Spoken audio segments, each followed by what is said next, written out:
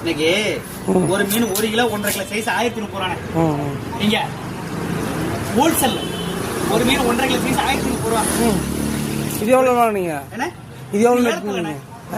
ஏலம் அப்படியே எடுத்துறீங்க. ஏலத்துல தான் எடுத்து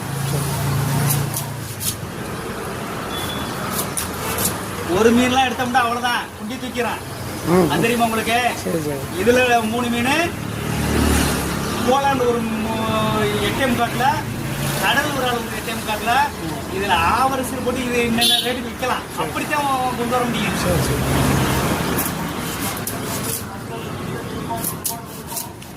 லாபம் கிடைக்கும். தலை அது எங்க காட்டுங்க. வரலா தலை இருக்கு, கோலா தலை இருக்கு. வேணாம் போதுங்க. குழம்பு வச்சுக்கணும்.